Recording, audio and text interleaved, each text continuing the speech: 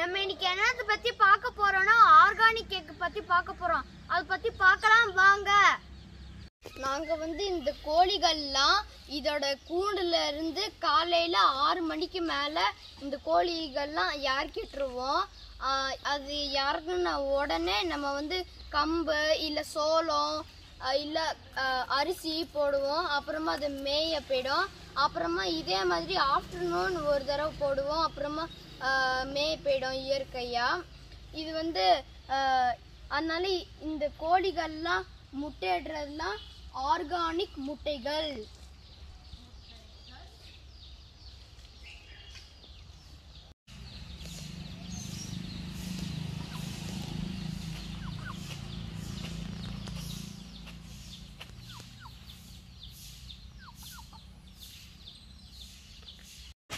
இப்ப பாருங்க, இந்த கோழிலாம் இந்த தவையெல்லாம் திங்குது.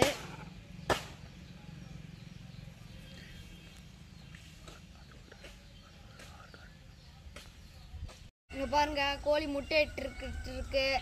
இது ஒரு நாட்டு கோழிங்க. இது இப்பதான் ஒரு கிட்டத்தட்ட ஒரு 10 முட்டை இருக்கு. இது இன்னும் ஒரு 5-6 முட்டை ஏடும். இது ஒரு அதுக்கு ஒரு கரெக்டான பொசிஷன் கிடைக்கல. அது வரைக்கும் அது அப்படிதான் நவுந்துக்கிட்டே இருக்கும். அதுக்கு ஒரு கரெக்டான பொசிஷன் கிடைச்சதுக்கு அப்புறமா அது சரியா உக்காந்துக்கும். இப்போ உக்காந்துச்சுன்னு தான் நினைக்கிறேன். இல்லை,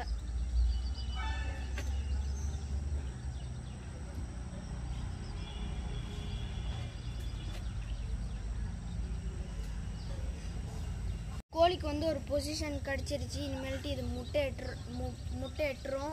இந்த புட்டியில் நம்ம ஒரு புட்டியில் மண்ணை போட்டு அதில் தான் இது முட்டை இட்டுக்கிட்டு இருக்கு. இங்கே பாருங்க, நம்ம 2 கோழி வச்சுருக்கோம். அந்த 2 கோழியுமே முட்டை இட்டுருக்கு. நம்ம புட்டி அதுக்குள்ளே நம்ம மணல் போட்டிருக்கோம். அப்போ தான் இந்த கோழிக்கு கம்ஃபர்டபுளாக இருக்கும் முட்டை இடுறதுக்கு. இந்த கோழிகள்லாம் கிட்டத்தட்ட 10 முட்டை இட்டுருக்கு. நாங்கள் அது ஸ்பானிஷ் எக் போட்டு சாப்பிட்டுட்டோம். இங்கே 6 முட்டை இப்போ இதில் இருக்கு. இங்கே ஒரு முட்டை 15 rupees. அதனால நம்ம எதுக்கு மணி வேஸ்ட் பண்ணணுன்ட்டு நம்ம கூண்டு எங்கள் டாடிக்கு நான் சொன்ன எனக்கு கோழி வளர்க்கணும் அப்படின்ட்டு. எங்கள் டாடி ஒரு கேஜி செஞ்சு எனக்கு கோழி நான் அதுலேருந்து வளர்க்க ஆரம்பித்தேன். எங்கள் தோட்டத்துலேயும் ஸ்பேஸ் நிறையா இருக்கு. ஸ்பேஸ் இருக்கிறதுனால இந்த கோழிகள்லாம் அங்கே மேய்ஞ்சிட்டு வந்துடும். இந்த கொரோனானால இப்போ ஸ்கூல்லாம் ஓப்பன் ஆகலை. அதனால வீட்டிலே இருந்தாலையும் போர் தான் அடிக்கும். அப்போ நம்ம இப்போ கோழி வளர்க்குறதுனால இப்போ கொஞ்சம் டைம் பாஸ் ஆகும் எனக்கு. அப்புறமா இந்த கோழி முட்டைடுறதுனால எங்கள் ஃபேமிலிக்கும் தேவையான எக்ஸ் கிடைக்கும்.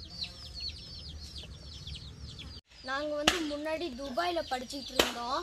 அப்போ கோழி வளர்க்குறதுக்கு எனக்கு சான்ஸ் கிடைக்கல. எனக்கு கோழி வளர்க்குறதுனா ரொம்ப இன்ட்ரெஸ்ட். அதனால அங்கே கிடைக்கல. இப்போ நான் இந்தியாவில் படிச்சுட்டு இருக்கேன். இப்போ எனக்கு இங்கே நிறைய ஸ்பேஷியஸாக இருக்குது. அதனால இங்கே கோழி வளர்க்குறது ஈஸியாக இருக்குது. இப்போ நான் கோழி வளர்த்துக்கிட்டு இருக்கேன். இந்த மாதிரி நீங்கள் கோழி வளர்த்தீங்கன்னா உங்களுக்கு இன்ட்ரெஸ்டிங்காகவும் இருக்கும், நல்ல டைம் பாஸாகவும் ஆகும், அப்புறம் நல்ல பெனிஃபிட்டாகவும் இருக்கும்.